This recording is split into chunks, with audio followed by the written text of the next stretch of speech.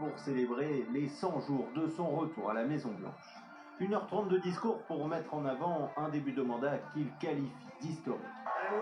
Nous sommes ici au cœur de notre nation pour célébrer les 100 premiers jours les plus réussis de n'importe quelle administration au pouvoir dans l'histoire de notre pays. Trump ageze kuri sene, ageze kuri podium, aje guserebura, aje kwishimira iminsi 100 amaze ku butegetsi. Ibi nibyo tugiye kwibanda ku minsi 100 y'ubutegetsi bwa Trump muri manda ya kabiri. Ibyo yakoze byose, amateka ya perezida yasinye menshi cyane akakaye, ndetse niyo menshi rwose mu mateka ya Leta Zunze Ubumwe za Amerika yasinywe mu gihe gitoya,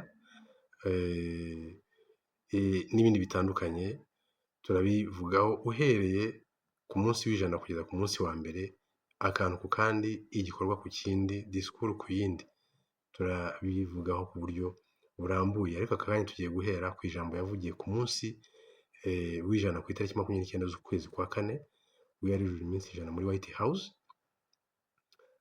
ku itariki 29 z'ukwezi kwa kane 2025. Hanyuma ari kumwe n'abakunzi be baje kwishimira iyo minsi 100 n'ibyo yagezeho. Mu ijambo rye aravugamo intsinzi no kwishongora kwinshi, ndetse rwose no kwibasira Joe Biden nk'ibisanzwe nta mikino. Reka rero dukurikire bino birori.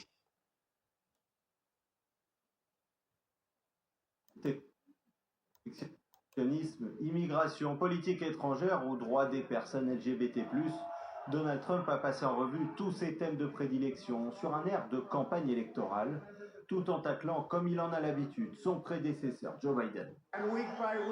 Semaine après semaine, nous mettons fin à l'immigration illégale.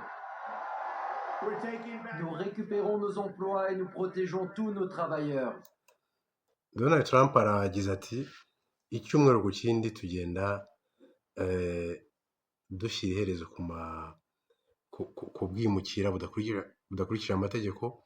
Ati bityo tukagaruza imirimo yacu, tukagaruza utuzi twari twaribwe n'abo ngabo, bigatuma rero turinda abakozi bacu babyemerewe, tukabarinda, tukabonera imirimo. Nicyo bishatse kuvuga. Nous resterons l'état de droit qui n'était plus du tout en place avec le flou que nous avions avant. Comment a-t-il pu devenir président? Ati tugenda dutuma igihugu cyacu kiba igihugu kigendera ku mategeko, ibitarigeze bibaho mu gihe cy'umusazi Joe Biden. Atari koko bigenda bite ngo umuntu nk'uriya abe perezida? Uko niko Donald Trump yavuze kuri Joe Biden. Aribaza uko bigenda ngo umuntu w'umusazi nka Joe Biden abe perezida. Face à Donald Trump, une foule qui exulte, mais à l'extérieur de la salle, plus de 1000 personnes se sont rassemblées pour dénoncer la politique du président américain.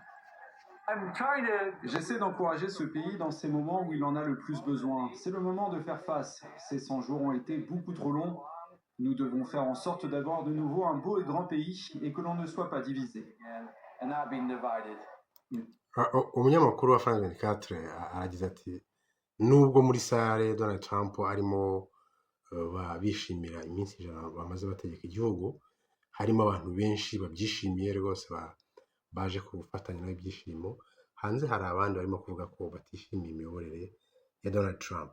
Harimo nk'umusaza, uriya musaza tubonye agira ati, ndi hano kugira ngo nifatanye n'abandi ngerageza gufata mu mugongo kino gihugu kimaze iminsi 100 mu kaga. Iminsi 100 yabaye myinshi cyane kandi yabaye miremire cyane. Ati igihe kirageze ngo tugire gute, turebe ukuntu twakongera kugarura igihugu cy'amahoro kitarimo amacakubiri nk'aya ngaya.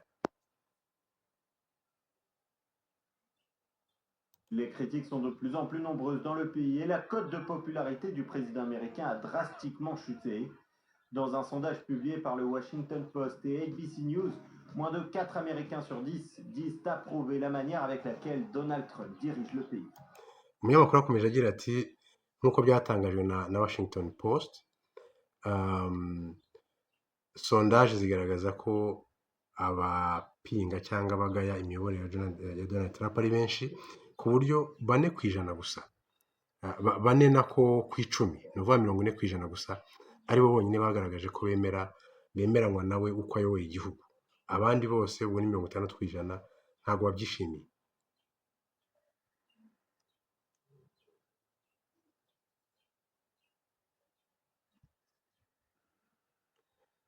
Tugiye gukomeza rero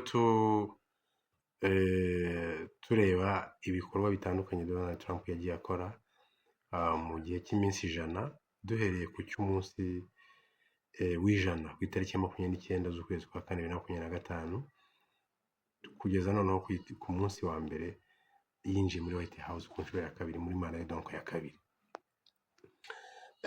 Igikorwa duhereyeho ni iki cyakoze ku itariki 29 z'ukwa 4 ku munsi w'ijana.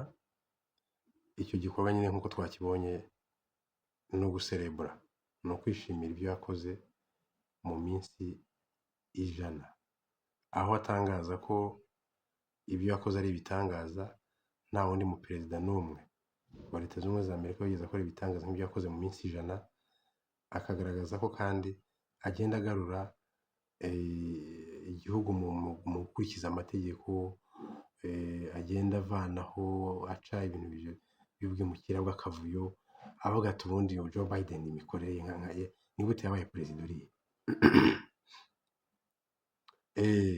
Hanyuma ku itariki 28 ku munsi wa 99 ababishoboye barya bisomera no mu cyongereza kuko ndimo ndabisoma mu binyamakuru bitandukanye. Hari hano ku itariki 28 z'ukwezi kwa 4 2025 ku munsi wa 99 Donald Trump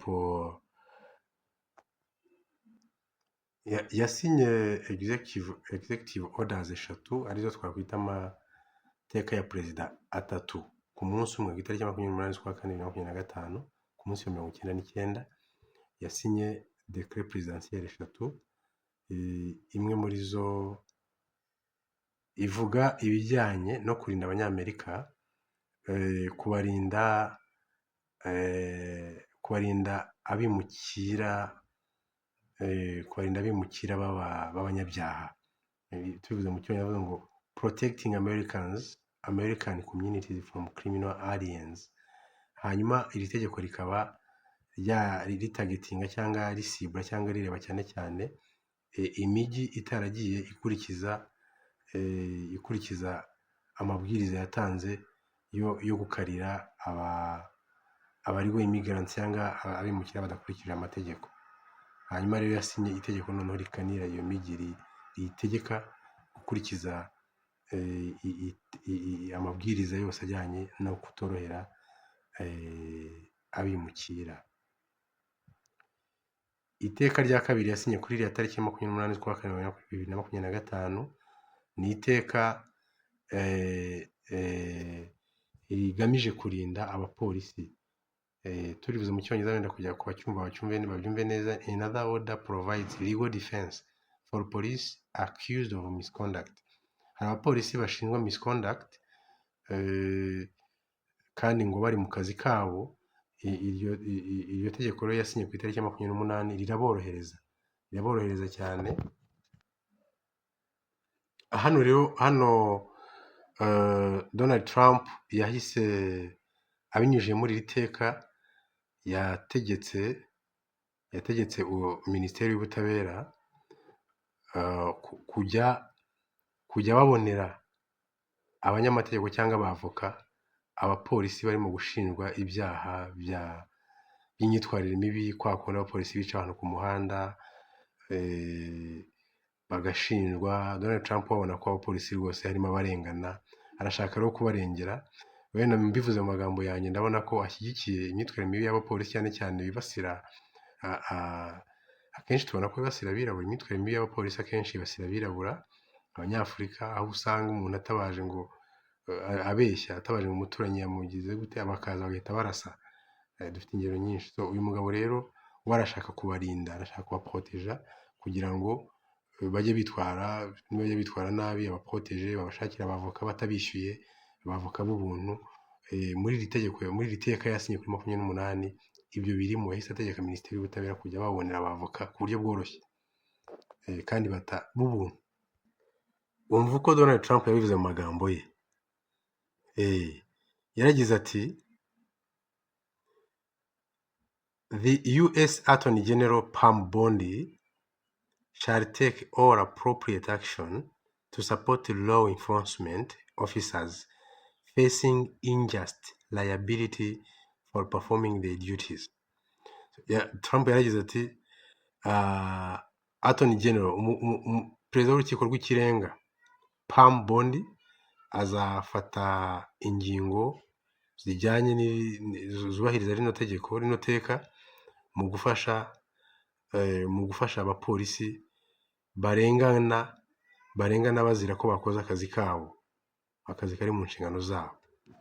Nguko uko yabivuze.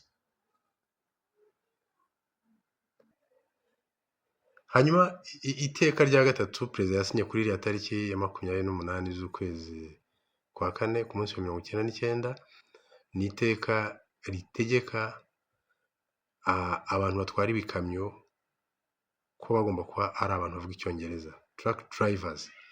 Murabizi ko akenshi truck drivers usanga abenshi ni abanyamahanga, abanyafurika n'abandi, ngo ni akazi kabamo amafaranga cyane cyane ku banyamahanga. So Trump yategetse ko bagomba kuba ari abantu bazi icyongereza. Ntashaka ngo uzi gake cyangwa utanakizi, bagomba kuba ari abantu bavuga icyongereza. Ibyo yabishyize mu iteka rya perezida, aranarisinya ku itariki 28 ku munsi wa 99 mu minsi 100 amaze ategetse muri manda ya kabiri. Hanyuma kuri iyi tariki kandi, ku itariki 28 kuwa mbere, hari kuwa mbere n'ubundi, Donald Trump yavuze ko arimo gushyira hamwe, arimo kwegeranya inama yitwa The Federal Emergency Management Agency FEMA. Arimo kwishakira abakozi, ni ukuvuga arimo kwishakira abakozi, ni nko kuvuga ko bari hatabemera. Yabipostinze ku rubuga rwa True Social avuga ko iyi nama izakora akazi gakomeye, inama azashyiraho izakora akazi gakomeye mu kurinda abanyamerika bagirwaho ingaruka n'ibiza, imyuzure, imiyaga ikomeye n'imiriro n'ibindi. So avuga ko rero systeme y'iyi FEMA, donc Emergency Management Agency, yari yarashwanyaguritse, akaba ashaka kongera kuyikora neza, kuyitunganya, ayishyiramo abakozi bashoboye. Ubundi tubisesenguye neza, Donald Trump ashaka gusenya ikintu cyose cyubatswe na Joe Biden kubera ko amwita umusazi. Nta disikuru n'imwe Donald Trump ashobora kuvuga atavuze ko arimo gukosora ibintu byangijwe n'umusazi Joe Biden. Tugeze ku munsi wa 98 ku itariki ya 27 z'ukwezi kwa kane 2025.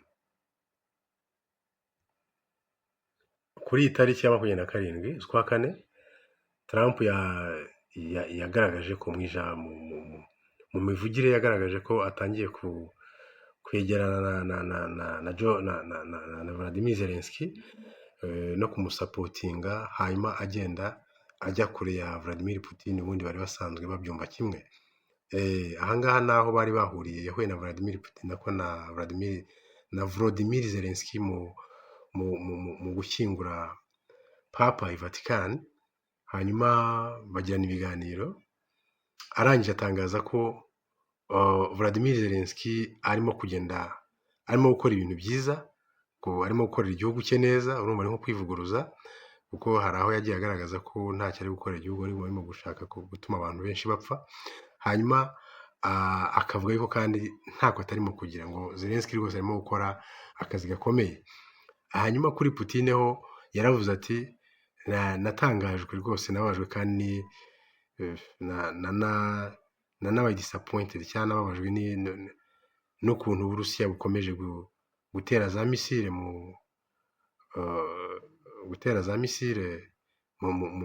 muri Ukraine. Donc agaragaza ko byabaye disappoint cyangwa byamubabaje. Yatangaje ko rwose kubona Uburusiya bugitera za bombe muri Ukraine bimubabaje, kandi yari amaze no koherezayo intumwa yihariye kuri ariya makimbirane yo muri Ukraine. Yari ivuye mu Burusiya, akavuga ati ntabwo numva ukuntu rero nyuma y'uko n'intumwa yacu na Putin akomeje gutera ibisasu muri Ukraine. So Donald Trump kuri iyi ngingo yatanze ibyumweru 2, avuga yuko atanze ibyumweru 2 kugira ngo donc habe hagerwa ku kintu kigamije amahoro gifatika. Hanyuma bamubajije niba akizera Putin, niba kimufitiye icyizere, yarasubije ati I will let you know in about 2 weeks or less. Ati nzabasubiza mu byumweru 2 cyangwa munsi yabyo. Ntabwo yahise asubiza yuko akimwizera. Dukomereje ku munsi wa 97 ku itariki ya 26 z'ukwezi kwa 4 2025, Donald Trump yaba yarakoze iki hano? Donald Trump yitabiriye ugushyingurwa kwa Papa Francis, akaba yaragiye i Vatican. Si we wenyine kandi hari n'abandi bayobozi, ku buryo hari hateraniye ibihugu bigera ku 150 mu gushyingura Papa. Mbere y'uko ibi birori byo gushyingura Papa biba, Donald Trump agezeyo, icya mbere twamenyesha nuko yagiye yambaye costume y'ubururu, atandukanye n'abandi cyane. Ubundi abandi bari bambaye amakositime y'imikara nyine ajyanye no gushyingura,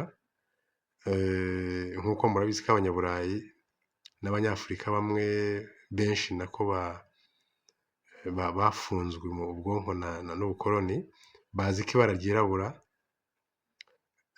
riranga nyine ibintu bibi, urupfu, umwijima, ibintu ngibyo. So ariko Donald Trump yarabatunguye, ntiyigeze yambara umwenda w'ubururu nako w'umukara nk'abandi. Yagiye yambariye costume cyangwa suit y'ubururu ya blue. Hanyuma kuri uyu munsi rero akigerayo, nibwo yahuye na Volodymyr Zelensky ku nshuro ya mbere nyuma y'uko bahanganiye muri White House, igihe bashwanyiramo, murabyibuka. So nibwo bwa mbere bari bongeye guhura nyuma ya kiriya gihe cyo muri White House, igihe bashwanaga rwose bagatombokana. Ngira ngo murabona mu ifoto ngaba Volodymyr Zelensky na Donald Trump baganira begeranye rwose, aho baherukanaga mu kwezi kwa 2 bakanashwanira muri White House.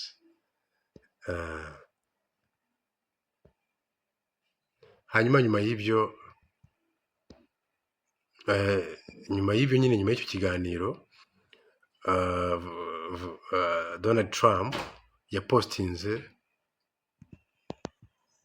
nyuma y'ibyo Donald Trump yapostinze ku rubuga rwe kuri social media zitandukanye, cyane cyane ya yindi akoresha ya True Social, avuga ko nta mpamvu yo kuba Putin akomeje gutera za misile mu basivili bo muri Ukraine, mu mijyi no mu mijyi minini n'utujyi dutoya no mu masantere, aterayo amamisire. We yavuze ko ari mu basivili. Urumva ko yari yahinduye imvugo nyine, yatangiye gusa nk'ibasira Vladimir Putin. Akomeza agira ati ntekereza ko biriya bintu ari gukora bituma ntekereza ko yaba adashaka guhagarika intambara, ahubwo aba arimo kunkinisha. Ashobora kuba arimo kunkinisha kuko urabona ko adashaka guhagarika intambara. Ati rero buriya tugomba guhindura uburyo tudiringa nawe, cyangwa uburyo dukorana. Tugomba guhindura uburyo tumwitwaraho. Muri make yavuze ko ateganya kuba yahindura uburyo amwitwaraho. Yaragize ati he has to be dealt with differently, tubivuze mu Cyongereza. kuri uyu munsi kandi wa 2027 perezida Trump amaze muri manda ya kabiri, yakoze ikintu kidasanzwe, leta yakoze ikintu kidasanzwe, kubera ko birukanye mu gihugu muri ya politiki yo kwirukana bimukira, birukanye mu gihugu umwana w'imyaka 2. Umwana w'imyaka 2 wavukiye muri Leta Zunze Ubumwe za Amerika baramwirukanye, kubera ko ubundi umwana uvukiye muri Leta Zunze Ubumwe za Amerika aba ari umunyamerika, ni automatique, birikora. Murabizi ko n'abanyafurika bene wacu cyane cyane abakomeye, usanga iyo atwite ari hafi kubyara ategenda akajya kubyara muri Leta Zunze Ubumwe za Amerika. Ugasanga n'umuntu rwose ufite umwanya w'ubutegetsi mu gihugu, ndavuga muri Afurika muri rusange, igihugu cye ntagikunze cyane ngo akibyariremo umwana, agiye kumubyarira hanze muri Leta Zunze Ubumwe za Amerika. Ni syndrome coloniale, ni uburyo abantu bataye umutwe kubera ubukoroni.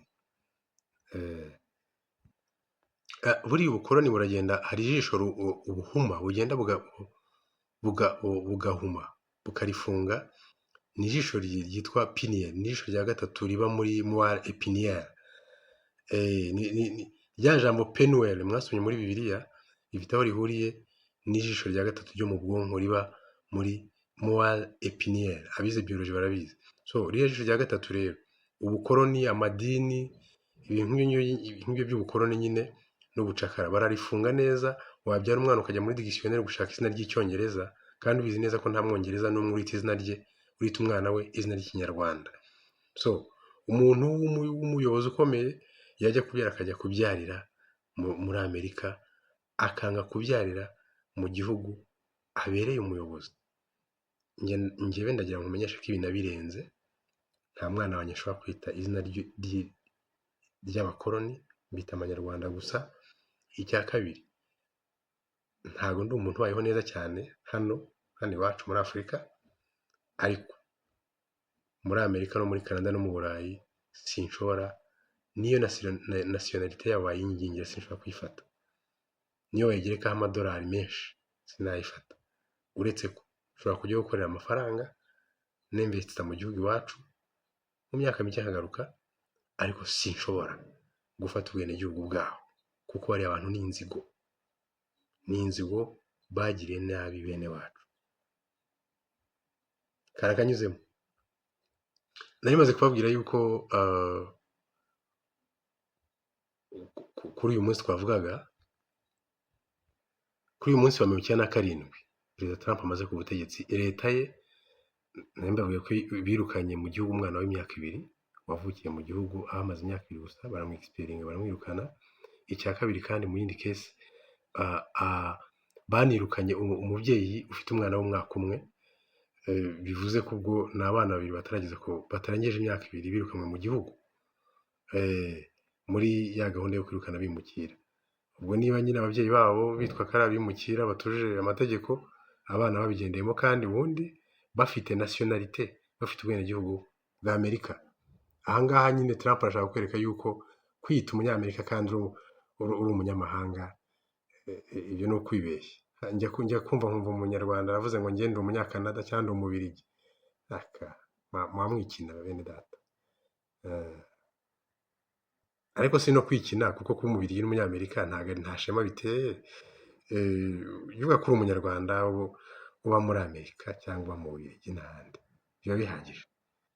Mu nkuru rero ya BBC, batangaza ko nyine abo bana babiri babaye birukanwe mu gihugu, nta process, nta kintu, donc nta bikorwa bibaho byo kugenzura niba mu by'ukuri bemerewe kuhaba cyangwa batabyemerewe, barabirukanye tu.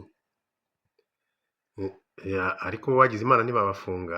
Ino foto iragaragaza, ifite caption ivuga yuko muri Amerika gufunga abantu abimukira badafite ibyangombwa ngo ni ibintu rwose biteye ubwoba, biteye ubwoba kuva Donald Trump amaze kugera ku butegetsi.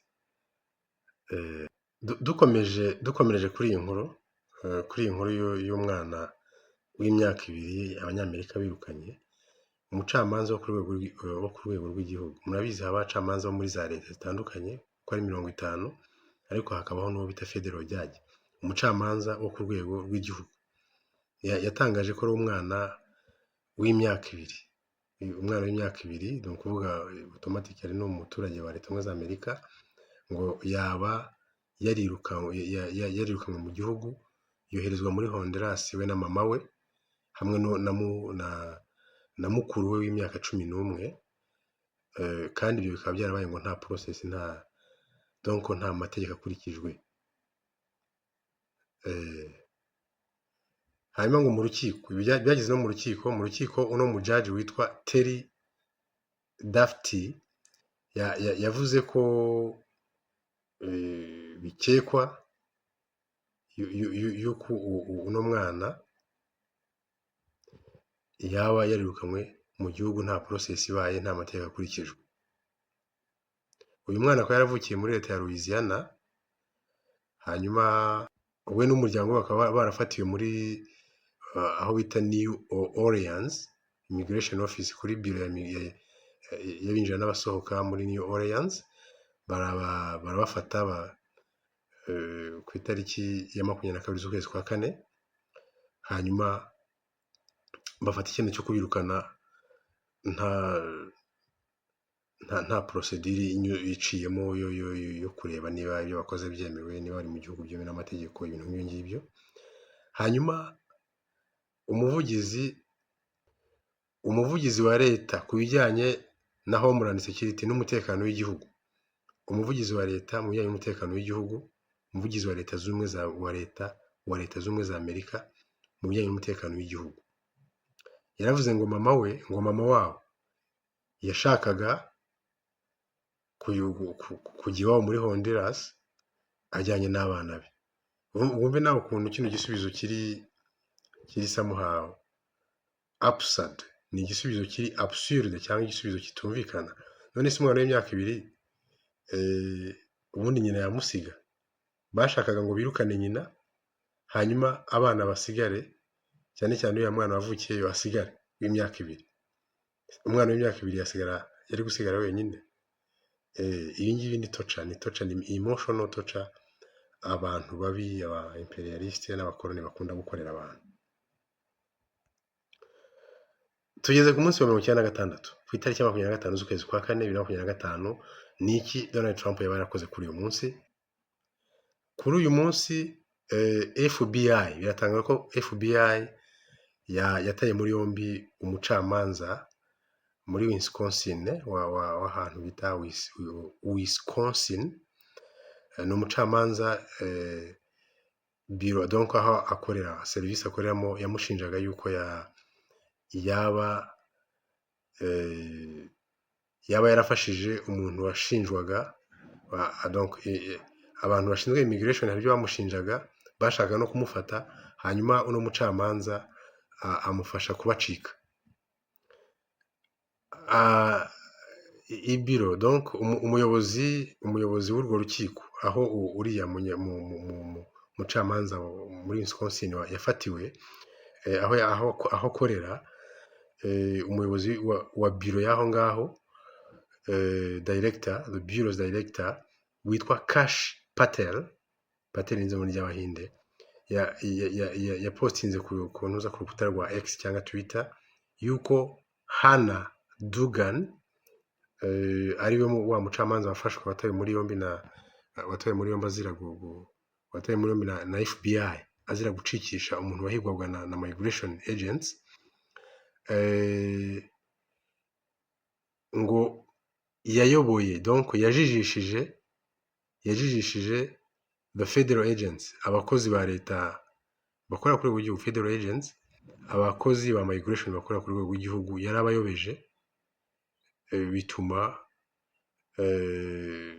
bituma uriya muntu abacika. Hanyuma rero byabaye ngombwa, uriya muntu yitwa illegal alien, ni umwe mu bimukira nyine batemewe n'amategeko. Hanyuma rero ngo uriya mu judge yatumye abacika. Uwo nguwo akaba yitwa uriya mukiriya cyangwa uriya bacikishe yitwa Flores Luis, akaba ari umunyamegizike. hanyuma kandi kuri iyi tariki ya 25 z'ukwezi kwa kane 2025 ku munsi wa 96 Donald Trump ari mu butegetsi muri manda ya kabiri, ni nabwo kuri iriya tariki intumwa yihariye ya Donald Trump mu bijyanye n'ibiganiro by'amahoro bya Ukraine wita Steve Witkoff yahuye na Vladimir Putin Moscow kugira ngo baganire ku bijyanye n'amahoro, kandi uno muhuro ukaba warabaye rwose hashize amasaha makeya Lieutenant General w'Uburusiya yishwe n'igisasu cyamuturikanye,